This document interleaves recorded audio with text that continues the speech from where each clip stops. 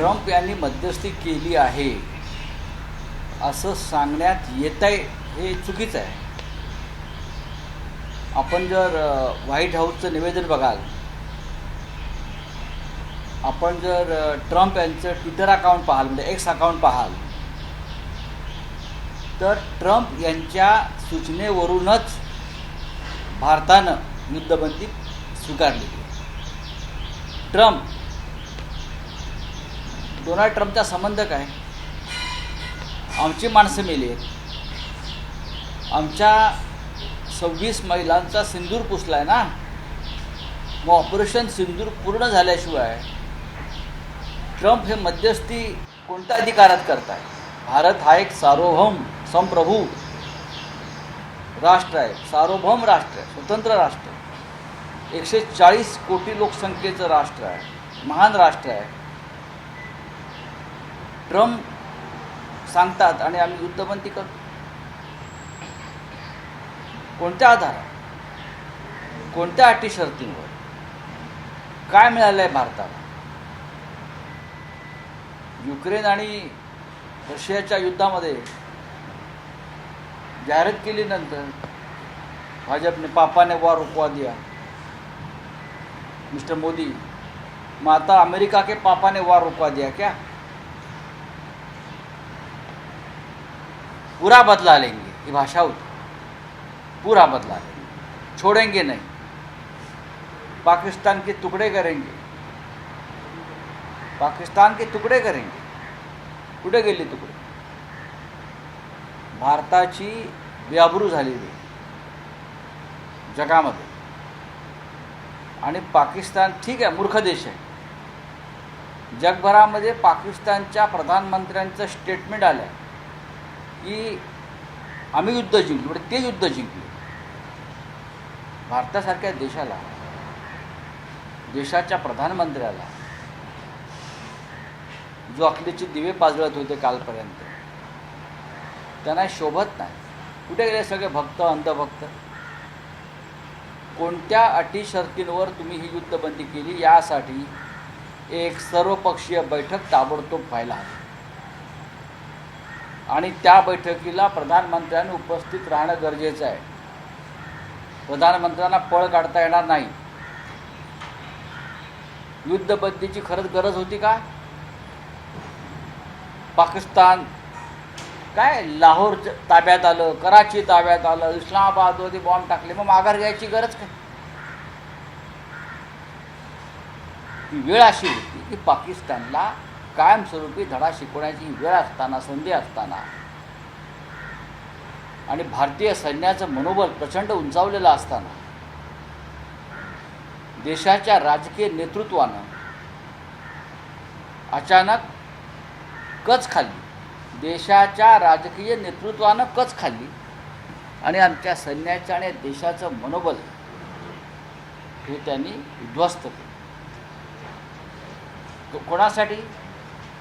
President Trump त्यांचा संबंध काय? एका सार्वभौम राष्ट्राच्या निर्णयामध्ये हस्तक्षेप करण्याचा प्रेसिडेंट ट्रम्पला अधिकार काय? आणि जे मिस्टर मोदी गुजरातचे मुख्यमंत्री असताना 26/11च्या हल्ल्यानंतर जेव्हा आपण युनोमध्ये गेलो पाकिस्तान विरुद्ध, जेव्हा ओबामाशी चर्चा केली, तेव्हा हेच मोदी सांगत होते, ओबामा के पास जाकर रो रहे हैं, ओबामा के पास जाकर रो रहे बचा दो. आता मोदी काय ट्रम्पकडे जाऊन रडत आहेत, अमित शहा ट्रम्पकडे जाऊन रडत आहेत. या देशाच्या हुतात्म्यांचा, ज्या 26 माय भगिनींचा सिंदूर पुसला गेला, त्यांचा त्यागाचा केलेला हा अपमान. हे सिंदूर बिंदूर हे सगळं राजकारण झूट आहे त्यांचं. मी आता स्पष्टपणे सांगतो, काही माघार घ्यायची गरज नव्हती. या क्षणी जेव्हा आपण एका टोकाला जाऊन पोचलेलो आहोत, तेव्हा अशा प्रकारचा अवसानघात करणं हे कोणाच्या तरी दबावाखाली कोणाला तरी फायदा पोचावा यासाठी ही युद्धबंदी जाहीर केली. काय करायला होतं? काय भारत सरकारने काहीच केलं नाही असं दिसतं. काय करायला पाहिजे होतं म्हणजे काय? भारत सरकार कोणाला वाचवत आहे? ट्रम्पला मध्यस्थी घालून पाकिस्तानला की लाडक्या उद्योगपतीला? भारत सरकार ट्रम्पची मध्यस्थी स्वीकारून, मुळात ट्रम्प कोण?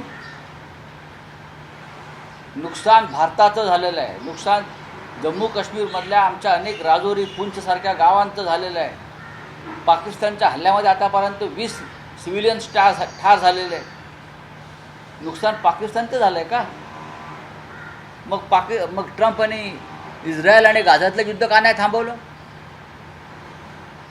ट्रम्प यांची मध्यस्थी जर मान्य केली जाते जगात, मग गाझा पट्टी बेचिराग केली.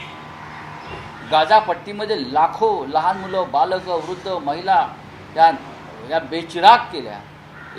एक देश उद्ध्वस्त केला. आणि ट्रम्प हे ठामपणे इस्रायलच्या मागे उभे राहिले. पण यावेळेला ट्रम्प, मोदींचे मित्र ट्रम्प, माय फ्रेंड डोनाल्ड, हे भारताच्या मागे उभे राहिले का? नाही उभे राहिले. दोन्ही देशांशी आमचे चांगले संबंध आहेत म्हणाले. जगामध्ये भारताला मित्र नाही. 500 देश मोदी फिरून आले आहेत, पण भारताचा मित्र कोण त्याने सांगावं. म्हणतात ना, मी 180 देश फिरलो, मी 200 देश फिरलो, मिठ्या मारतात. ठामपणे या युद्धाला पाठिंबा देणारा, भारताच्या बाजूने उभा राहिला त्यांनी देश दाखवावा. ते नावं घेतलं जपानचं, पुतीनचं, ह्याचं त्याचं. होय, भारताच्या युद्धाला आम्ही पाठिंबा देतो. ज्याप्रमाणे चीन आणि तुर्कस्तानने पाकिस्तानला खुला पाठिंबा दिला. तटस्थ राहणं म्हणजे पाठिंबा नाही. हे महाशय जगात फिरत असतात, या देशातून त्या देशात, त्या देशातून त्या देशात. कोणत्या देशाने आम्हाला पाठिंबा दिला हे त्यांनी जाहीर करावं. आणि त्यासाठी सर्वपक्षीय बैठक ताबडतोब घ्यायला हवी. आणि अमेरिकेच्या पापानं वॉर का थांबवलं आमचं? हा त्यांचा पापा असेल, या देशाचा पापा नाही आहे. तुम्ही पापा घेत बसा त्यांचा, आम्हाला काय पडलेलं नाही आहे. पण या देशाची बेआबरू झालेली आहे, या देशाच्या भावना दुखावलेल्या आहेत. 26 महिलांचं सिंदूर जे पुसलं गेलं अतिरेक्यांकडून, ते 6 अतिरेकी कुठे आहेत? मी सर्वपक्षीय बैठकीत सांगितलं होतं, जोपर्यंत या 6 अतिरेक्यांनी 26 महिलांचं कपाळावर सौभाग्य पुसलं, त्यांचा खात्मा होत नाही, तोपर्यंत ऑपरेशन सिंदूर पूर्ण होत नाही. कुठे आहेत ते 6? काय करतात ते? कुणी गुडघे टेकले म्हणायचे. दुर्दैव आहे आमचं की असे राज्यकर्ते आम्हाला लाभले. लोकांना इंदिरा गांधींची आठवण. पहा तुम्ही समाज माध्यमात, इंदिरा गांधींनी निक्सनचा दबाव झुगारून लावला होता 1971 साली. अमेरिकेचा प्रेसिडेंट निक्सनने हस्तक्षेप करण्याचा प्रयत्न केला होता. तेव्हा इंदिरा गांधींनी सांगितलं, तुम्ही कोण आमच्यामध्ये हस्तक्षेप करणारे? आम्ही एक सार्वभौम राष्ट्र आहोत, स्वतंत्र राष्ट्र आहोत, तुम्हाला अधिकार नाही. तुम्ही हवा तो निर्णय घ्या. तुम्ही पाकिस्तानला मदत करा, नाही तर अजून काही करा. आम्ही पाकिस्तानबरोबर युद्ध पुकारलेलं आहे आणि ते टोकाला नेणार. इंदिरा गांधींनी युद्ध टोकाला नेलं आणि पाकिस्तानचे 2 तुकडे केले. खरं म्हणजे नरेंद्र मोदींचा राजीनामा मागायला पाहिजे त्यांच्याच पक्षातल्या लोकांनी. नरेंद्र मोदींना पदावर राहण्याचा अधिकार नाही. त्यांनी देशाचे विश्वासघात केला आहे. आणि सगळ्यात आधी अमित शहांचा राजीनामा यायला पाहिजे. आजही ते 6 अतिरेकी सापडलेले नाहीत. ते गृहमंत्री असताना 26 महिलांचं सिंदूर पुसलं गेलं आहे. कसलं ऑपरेशन सिंदूर करताय तुम्ही? अमित शहांना पदावर राहायचा अधिकार नाही. मोहन भागवतांनी त्यांचा राजीनामा सगळ्यात आधी मागायला पाहिजे, जर ते राष्ट्रभक्त असतील. मोहन भागवतांनी प्रवचन देऊ नका नुसते आम्हाला, बोला. इंदिरा गांधी असता तर पाकिस्तान राहिलंच नसतं. 1971 साली पाकिस्तान कुठे राहिलं होतं? पाकिस्तानचे 2 तुकडे करून नवीन राष्ट्र निर्माण केलं आणि पाकिस्तानचं 90,000 सैन्य हे आमच्या समोर. किंवा TV नव्हते, पण आम्ही ते युद्ध पाहिलेलं आहे. आमच्या समोर 90-92,000 सैन्य, जनरल जेकब समोर, माणिकशा समोर, जगदीश सिंग अरोरा समोर, जनरल यांच्यासमोर गुडघे टेकलेलं सैन्य आम्ही पाहिलं आहे. अजूनही ते फोटो आपल्याला मिळतील पहा. हे काय करतायत? यांनी काय केलं? हे पंडित नेहरू, लालबहादूर शास्त्री, इंदिराजी, राजीवजी, ह्यांच्यावरती फक्त घाणेरड्या भाषेत टीका करत राहाल तुम्ही. त्यांच्या पायाचं तीर्थ पिण्याची लायकी तुमची नाही, एवढंच मी सांगेन. शौकत शरीफचे यांनी असं म्हटलं आहे की सिंधू करार असेल किंवा काश्मीर प्रश्नावरती नव्याने परत एकदा चर्चा होणार आहे. बघा हा विषय नंतरचा आहे. शाहबाज शरीफने असंही सांगितलं आम्ही युद्ध जिंकलो म्हणून, असे बोलले आहेत ना ते. पाकिस्तान ओ द वॉर ते बोलले आहेत ते आज. ही हिंमत कशी होते, पाकिस्तान सांगतोय आम्ही युद्ध जिंकलो म्हणून. कुठे गेले तुमचे मिसाईल्स, कुठे पडले मग? एवढे मिसाईल टाकले ना. रामदेव बाबा तर लाहोरला पातंजलीची फॅक्टरी काढणार होते जाऊन लगेच. हिंदी में जानना चाहिए ट्रम्प ने रजिस्ट्री करने के बाद वॉर रूट पे ऐसा लगा जाए. ट्रम्प ने वहाँ पे गाजा बजाए थे जब इलेक्शन में थे. उन्होंने कहा था कि ना सारी वर्ल्ड में जो वॉर चले वो रुका होगा. उसका उन्होंने कहा माइलेज भी दिया है. तो इजराइल और गाजा का वॉर प्रेसिडेंट ट्रंप ने क्यों रुकवाया नहीं? अभी भी चल रहा है वॉर. प्रेसिडेंट ट्रंप भारत को ऊपर दबाव डालकर पाकिस्तान के साथ हमारा जो संघर्ष चल रहा है वो रुकवाता है. हमारा एक संप्रभु देश है, एक ऐसा देश है कि उसमें तीसरा कोई प्रेसिडेंट हस्तक्षेप नहीं कर सकता. ये हमारे संप्रभुता पर हमला है और ये सरकार की कमज़ोरी है मोदी की कि प्रेसिडेंट ट्रंप को उसमें लाना पड़ा. उसको खुद नहीं है ताकतवर. और वॉर रुकवाने की ज़रूरत क्या है? हमारे 26 माताओं का, बहनों का सिंदूर वो लोगों ने नष्ट कर दिया, ख़त्म कर दिया. इसलिए तो आपने ऑपरेशन सिंदूर किया ना. आपने सिंदूर का अपमान किया, आपने हिंदू संस्कृति का अपमान किया. कौन सा बदला लिया आपने, मुझे बताइए. वो 6 आतंकवादी आज भी इस देश के भूमि पर छुपे हैं, आपने उसका खात्मा नहीं किया है. मैंने कहा था ऑल पार्टी मीटिंग कि जब तक वो 6 आतंकवादी मारे नहीं जाते, वो भी दिल्ली इंडिया गेट के सामने, तब तक ऑपरेशन सिंदूर पूरा नहीं होगा. आप लीजिए ना ऑल पार्टी मीटिंग, अभी बुलाइए ऑल पार्टी मीटिंग और मोदी जी को वहाँ उपस्थित रहना चाहिए. प्रधानमंत्री भागते क्यों हैं?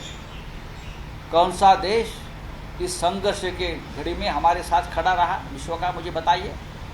इतने विदेश में घूमते हैं मोदी जी, कौन सा? ये जापान का वगैरह नाम लेते हैं, छोड़ दीजिए. उनकी सेना यहाँ नहीं आएगी लड़ने की. लेकिन जो हमारी नेबर कंट्री है, नेबर कंट्री, एक भी कंट्री ने, एक भी देश ने हमारे साथ, हिंदुस्तान के साथ इस संकट की घड़ी में हमको समर्थन नहीं दिया. ये किसकी नाकामी है बोलिए?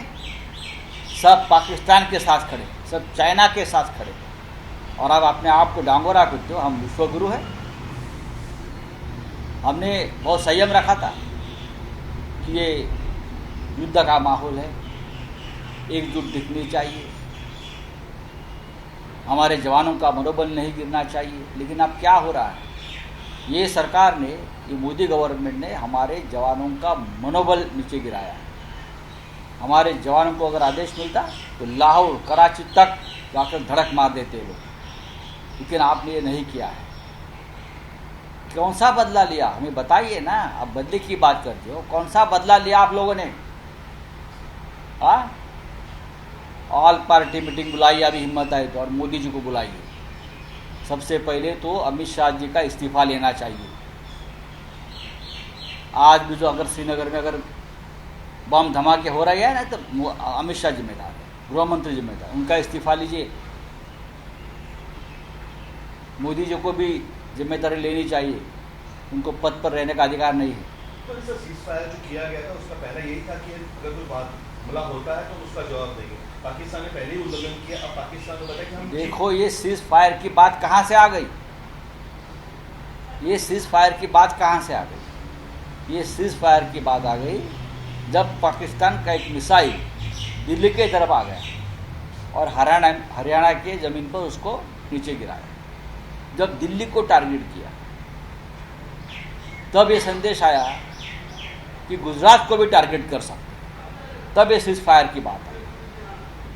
गुजरात बचाने के लिए, गुजरात में कुछ उद्योगपतियों की प्रॉपर्टी बचाने के लिए ये गद्दारी हुई. इंदिरा गांधी होती तो आपको लगता है? इंदिरा गांधी होती तो पाकिस्तान क्या हिम्मत होती क्या? 1971 का वॉर हमने देखा है ना. 90,000 पाकिस्तानी जवान घुटने पर आए थे. General Manek Shaw, general Jacob, general Jagjit Singh Arora जैसे महान सेनापति थे, घुटने पर आए थे, शरणागति हो गई थी, 2 टुकड़े हो गए। आपने क्या किया बताइए? बलूचिस्तान तोड़ेंगे, ये तोड़ेंगे, ये क्या अभी आ जाएगा? ये अंधभक्तों की जो भजन चल रहा था, आप कहाँ है अंधभक्त? बोलिए ना। सब सदमे में कोमा में चले गए, सब कोमा में चले गए। तो आखिरी सवाल सर, इंडिया अलायंस इस मुद्दे पे एकजुट होगी? डेफिनेटली हम एकजुट हैं।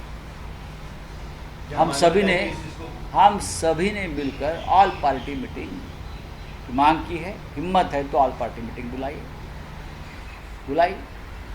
शेर ने घास खा लिया है इस मामले में। एबीपी माझा, उघडा डोळे बघा नीट।